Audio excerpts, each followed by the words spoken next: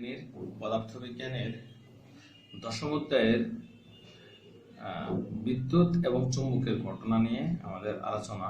আমরা বিদ্যুতের যে দিকগুলো আমরা জানবো সেটা হচ্ছে চার্জের উৎপত্তি, চার্জের ধর্ম, চার্জের অস্তিত্ব, পরিবাহী ও অপরিবাহী পদার্থ, সরল বর্তনী এবং সর্বশেষ আমরা জানব বিদ্যুতের ব্যবহার। চার্জের উৎপত্তি কিভাবে হয় সেটা আমরা জানতেছি। তোমরা বলতে পারবে পদার্থ কি দ্বারা গঠিত? পদার্থ পরমাণু দ্বারা, অসংখ্য পরমাণু দ্বারা গঠিত। এখন নিশ্চয়ই তোমাদের পরমাণুর গঠন সম্পর্কে জানতে ইচ্ছে করছে। পরমাণুর গঠনের মধ্যে আমরা কি দেখতে পাচ্ছি, পরমাণুতে কি কি উপাদান আছে? আমরা অনেকেই কেমিস্ট্রিতে বা ফিজিক্সের অন্য জায়গায় জানছি যে পরমাণুর কেন্দ্র নিউক্লিয়াস দ্বারা গঠিত। পরমাণুতে প্রোটন, নিউট্রন আর ইলেকট্রন। তাহলে পরমাণুর প্রধান উপাদান হচ্ছে, ঘূর্ণায়মান হচ্ছে ইলেকট্রন, আর পরমাণুর কেন্দ্রে থাকে নিউট্রন এবং প্রোটন। তাহলে পরমাণুতে যে তিনটা উপাদান আছে, পরমাণুর কেন্দ্রকে বলা হয় নিউক্লিয়াস। পরমাণুর যে তিনটা উপাদান নিয়ে গঠিত সেই তিনটা হচ্ছে ঘূর্ণায়মান চতুর্দিকে যেটা, সেটা হচ্ছে ইলেকট্রন, তারপর হচ্ছে প্রোটন, তারপর নিউট্রন। ইলেকট্রন ঋণাত্মক আধানবাহী আর প্রোটন হচ্ছে ধনাত্মক আধানবাহী।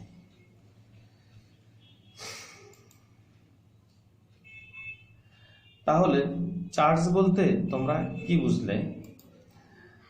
যে ধর্মের দ্বারা ইলেকট্রন এবং প্রোটন আলাদাভাবে চেনা যায়, অর্থাৎ এদের বৈশিষ্ট্যমূলক ধর্মকে চার্জ বলে। চার্জ কত প্রকার বলতে পারবে?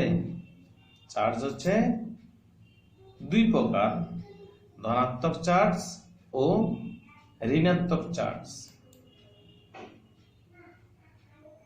তাহলে আমরা চার্জ উৎপত্তি, ধর্ম জানলাম। চার্জের ধর্ম, আমরা একটা কাঁচদণ্ড নিলাম। এই কাঁচদণ্ডকে কাপড় দিয়ে ঘষে সিল্কের সুতা দিয়ে ঝুলানো হলো। কাঁচদণ্ডটাকে একটা সিল্কের সুতা দিয়ে ঝুলানো আছে, আর আমরা সেটাকে একটা সিল্কের কাপড় দ্বারা ঘষলাম। ঘষার পরে কি দেখতে পেলাম? আরেকটি কাঁচদণ্ডকে সিল্কের কাপড় দিয়ে ঘষে ঝুলানো হলো।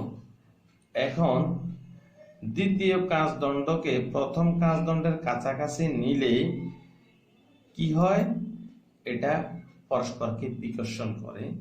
এর কারণ হচ্ছে উভয় কাঁচদণ্ডই বিকশিত হচ্ছে, কারণ সম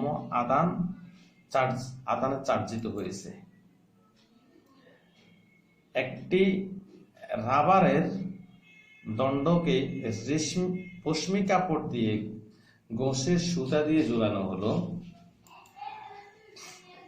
আরেকটি রাবারের দণ্ডকে পশমি কাপড় দিয়ে ঘষে সুতা দিয়ে ঝুলানো হলো।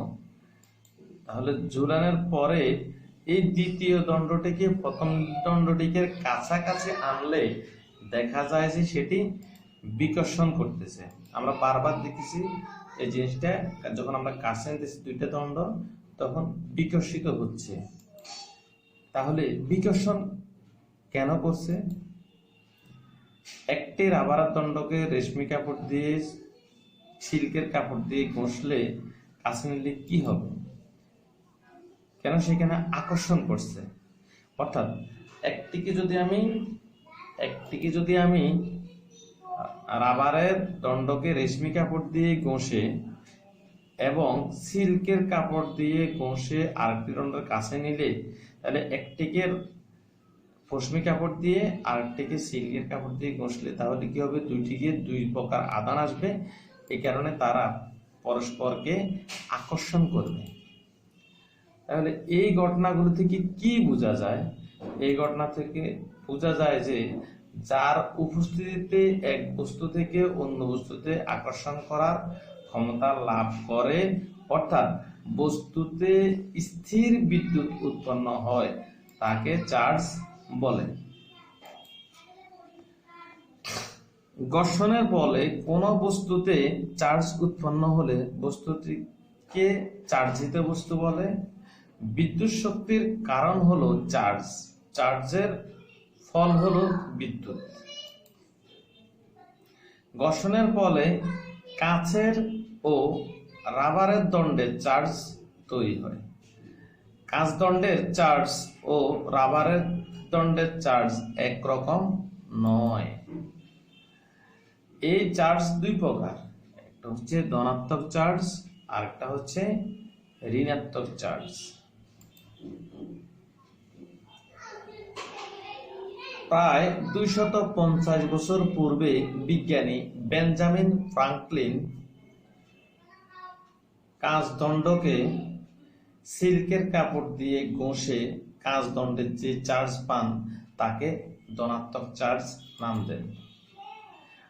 আবার রাবারের দণ্ডকে ফসমি কাপড় দিয়ে ঘষে রাবার দণ্ডে যে চার্জ পান তাকে ঋণাত্মক চার্জ নাম দেন। সিল্কের কাপড় দিয়ে কাচের দণ্ড ঘষার কারণে কাচের দণ্ডে ধনাত্মক চার্জ তৈরি হয়। দুইটি কাচের দণ্ড সিল্কের কাপড় দিয়ে ঘষার ফলে কাছাকাছি আনলে এরা পরস্পর একটি থেকে অন্যটি দূরে সরে যায়। এর থেকে বোঝা যায় এক জাতীয় চার্জ পরস্পরকে বিকর্ষণ করে। আবার যখন পশমি কাপড় দিয়ে রাবার দণ্ড ঘষার কারণে রাবার দণ্ডে ঋণাত্মক চার্জ তৈরি হয়। দুইটি রাবার দণ্ড পশমি কাপড় দিয়ে ঘষার পরে কাছাকাছি আনলে এরা পরস্পর থেকে দূরে সরে যায়। এই থেকে বোঝা যায় এক জাতীয় চার্জ পরস্পরকে বিকর্ষণ করে। সিল্কের কাপড় দিয়ে কাচদণ্ড ও পশমি কাপড় দিয়ে রাবার দণ্ড ঘষার কারণে কাচদণ্ডে ধনাত্মক চার্জ ও রাবার দণ্ডে ঋণাত্মক চার্জ, অর্থাৎ দুইটিতে দুইটি, কাচদণ্ড হচ্ছে ধনাত্মক চার্জ আর রাবার দণ্ডে ঋণাত্মক চার্জ তৈরি হয়। বিপরীত চার্জ তৈরি হওয়ার কারণে একটি রাবার দণ্ড রশ্মি কাপড় দিয়ে এবং একটি কাচদণ্ড সিল্কের কাপড় দিয়ে ঘষার পরে কাছাকাছি আনলে এরা পরস্পরকে আকর্ষণ করে। এই থেকে বোঝা যায় যে ভিন্ন জাতীয় চার্জ পরস্পরকে আকর্ষণ করে।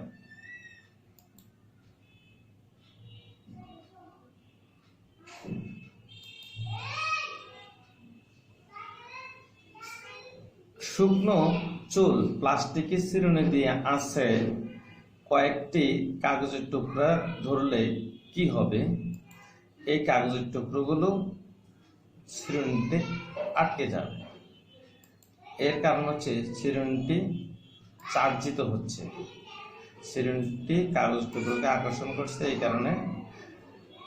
একইভাবে একটি কাঁচের বোতলকে সিল্কের কাপড় দিয়ে ঘষে ছোট কাগজের টুকরো, ফাঁকের পালক, মই ইত্যাদি হালকা বস্তুর কাছে ধরলে কি হবে? তাহলে ঘষে ধরার ফলে বোতলটিতে এই এই পালক অথবা কাগজের টুকরোগুলো আটকে যাবে। কেন বোতলটি ছোট বস্তুগুলোকে আকর্ষণ করছে? এই আকর্ষণ করার কারণ হচ্ছে চার্জ। একটি কলমকে শুকনো চুলে ঘষে যদি পানির ধারা, অর্থাৎ ট্যাপ যেখানে পানি পড়ে ওই ট্যাপের পানির ধারার নিচে ধরা হয়, তাহলে পানির ধারাটা বেঁকে যাবে।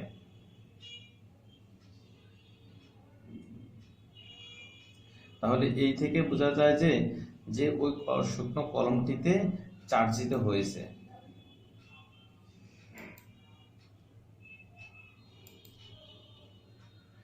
আমরা দেখলাম শুকনো চুল প্লাস্টিকের চিরুনি বা কাঁচের বোতল, সিল্কের কাপড় বা কলম ও শুকনো চুলের ঘর্ষণে একটি শক্তি উৎপন্ন হয় যাহা অন্য বস্তুকে আকর্ষণ করে। কোনো বিশেষ বস্তুকে অন্য কোনো বিশেষ বস্তু দিয়ে ঘষলে একটি আকর্ষণ করার শক্তি উৎপন্ন হয়, এটা এক ধরনের বিদ্যুৎ শক্তি। এই বিদ্যুৎ শক্তি যেখানেই উৎপন্ন হয় সেখানে থাকে, এই জন্য একে স্থির বিদ্যুৎ বলে। আবার একে ঘর্ষণ বিদ্যুৎও বলে, যেহেতু এটি ঘর্ষণের ফলে উৎপন্ন হয়। পরিবাহী পদার্থ, অপরিবাহী পদার্থ কাকে বলে আমরা জানব। পরিবাহী, একটি প্লাস্টিকের চিরুনি দিয়ে শুকনো চুল আঁচড়ে চিরুনিটির দাঁত হাত দিয়ে স্পর্শ করো, দেখা যাবে যে কি হলো। এবার চিরুনিটি ছোট কাগজের টুকরার কাছে ধরো, দেখা যাবে যে এখন আর আকর্ষণ করছে না। স্থির বিদ্যুৎ কোথায় গেল? আমার হাতের স্পর্শ, হাত দিয়ে যখন স্পর্শ করা হলো তখন হাত দিয়ে শরীরের মধ্য দিয়ে মাটিতে চলে গেছে। এবার আবার প্লাস্টিকের চিরুনি দিয়ে চুল আঁচড়াও, একটি কাঠের টুকরো চিরুনির সাথে ছোঁয়াও, চিরুনিটি ছোট কাগজের টুকরার কাছে, তারপর ধরো, দেখা যাবে যে এখন চিরুনিটি কেন কাগজের টুকরোগুলোকে আকর্ষণ করছে। এর কারণ হচ্ছে কাঠের মধ্য দিয়ে বিদ্যুৎ চলাচল করতে পারে না, ফলে কাঠ দিয়ে স্পর্শ করার পরেও চিরুনির বিদ্যুৎ চিরুনিতেই আছে। অর্থাৎ কাঠের মধ্য দিয়ে বিদ্যুৎ প্রবাহিত হয় না, আর আমাদের দেহের মধ্য দিয়ে বিদ্যুৎ প্রবাহিত হয়। তাহলে এই থেকে আমরা জানলাম যার মধ্য দিয়ে বিদ্যুৎ চলাচল করে তাকে বিদ্যুৎ পরিবাহী পদার্থ বলে, আর যার মধ্য দিয়ে বিদ্যুৎ চলাচল করে না তাকে বিদ্যুৎ অপরিবাহী পদার্থ বলে।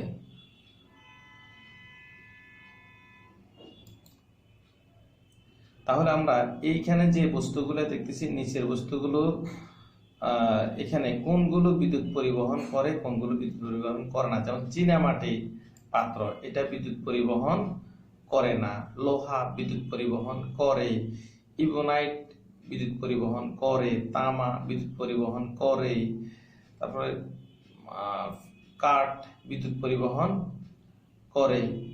করে না, আর পিতল বিদ্যুৎ পরিবহন করে। তাহলে এখানে কতগুলো যেগুলো ধাতব জাতীয় পদার্থ এগুলো বিদ্যুৎ পরিবহন করে।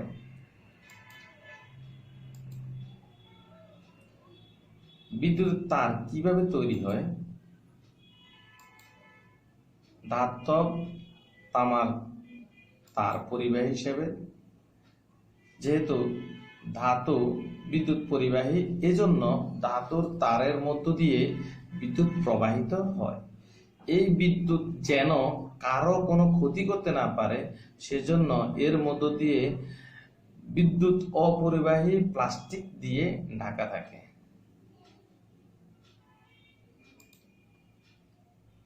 আমরা বর্তনী সম্পর্কে জানবো, যে ঘরে আমরা যখন বিদ্যুতায়ন করি তখন আমাদের ফ্যান বা বাতি জ্বলে, সেটা কেন জ্বলে আমরা দেখব। বলতে পারবে সংযোগ দেওয়ার ফলে এই বাতিটি কেন জ্বলে, আবার সংযোগ বিচ্ছিন্ন করলে কেন বাতিটি নিভে যায়।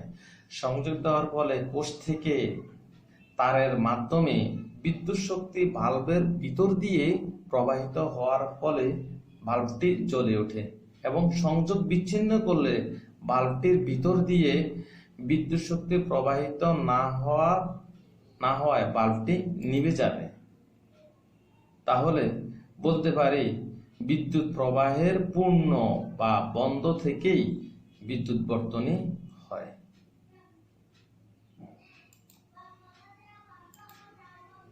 আমরা শিখব বিদ্যুতের ব্যবহার। দৈনন্দিন জীবনে আমরা বিদ্যুৎ শক্তি কোথায় কোথায় ব্যবহার করি সেটা আমরা জানব। বৈদ্যুতিক বাল্বে ব্যবহার করি, বৈদ্যুতিক ইস্ত্রিতে ব্যবহার করি, বৈদ্যুতিক হিটারে ব্যবহার করি, টর্চ লাইটে ব্যবহার করি।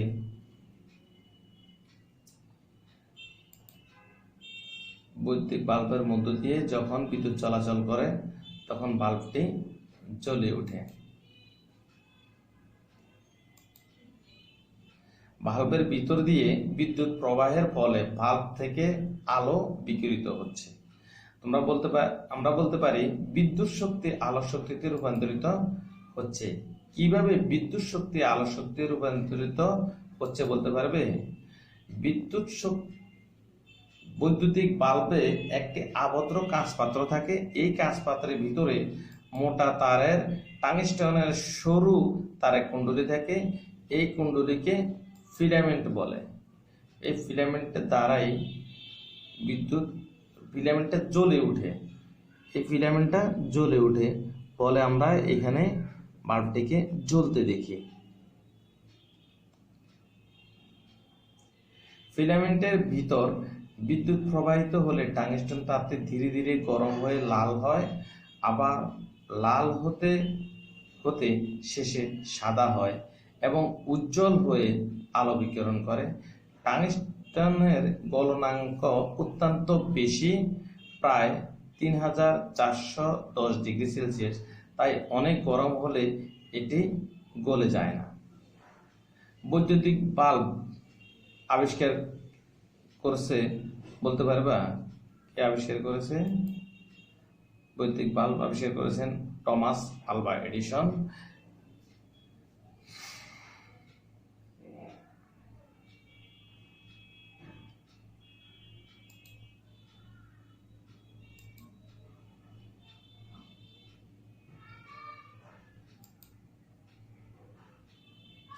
ইস্ত্রিতে কিভাবে বিদ্যুৎ সরবরাহ হয় সেটা আমরা দেখব। কাপড় ইস্ত্রি করার কাজে এটি ব্যবহৃত হয়। এখানে শক্তি কিভাবে রূপান্তর ঘটে, এখানে বিদ্যুৎ শক্তি তাপ শক্তিতে রূপান্তর হয়। আমরা দেখব বিদ্যুৎ কিভাবে বিদ্যুৎ শক্তি তাপ শক্তিতে রূপান্তর হয়। ইস্ত্রির ভিতরে একটি অব্রের প্লেট থাকে, তাতে নাইক্রোমের তার জড়ানো থাকে এবং অব্রের প্লেটটি একটি স্টেইনলেস স্টিলের মসৃণ পাতের উপরে থাকে। যখন নাইক্রোমের তারের ভিতর দিয়ে বিদ্যুৎ প্রবাহিত হবে তখন বিদ্যুৎ শক্তি বাধাপ্রাপ্ত হয়ে তাপ শক্তিতে রূপান্তরিত হবে। যেহেতু অব্র বিদ্যুৎ অপরিবাহী কিন্তু তাপ পরিবাহী, তাই নাইক্রোমের উৎপন্ন তাপ সহজেই অব্রের মধ্য দিয়ে মসৃণ স্টিলের পাতে প্রবাহিত হয় এবং পাতটি উত্তপ্ত হয়। বৈদ্যুতিক হিটার।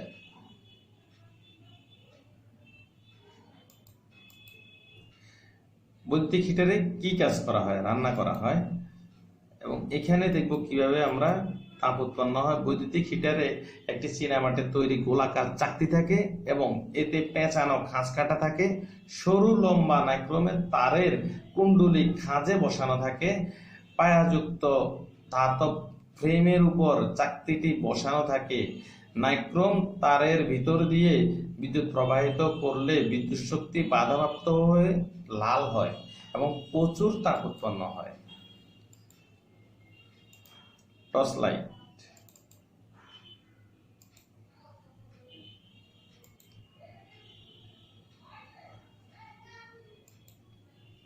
সুইচ অন করলে টর্চ লাইটটি জ্বলছে এবং অফ করলে নিভছে। কেন এটা হচ্ছে?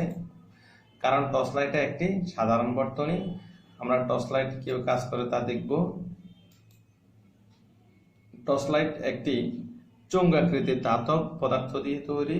চোঙের মধ্যে ব্যাটারিগুলো এমনভাবে থাকে যেন ঋণাত্মক প্রান্ত স্প্রিং এর সাথে এবং ধনাত্মক প্রান্ত বাল্বের একটি প্রান্তের সাথে যুক্ত থাকে। স্প্রিংটি ব্যাটারিকে চেপে শক্ত করে আটকে রাখে যাতে বর্তনী ফাঁক সৃষ্টি না হয়। বাল্বের অপর প্রান্ত স্প্রিং এর সাথে একটি সুইচের মাধ্যমে যুক্ত থাকে। বাল্বটিকে চকচকে বাটির মধ্যে বসানো থাকে যাতে আলো ছড়িয়ে যেতে না পারে। বাল্বের সামনের দিকটা স্বচ্ছ কাঁচ দিয়ে ঢাকা থাকে এবং এই টর্চ লাইটটির গঠন প্রক্রিয়ার সবগুলোর নামকরণ এখানে দেওয়া হলো।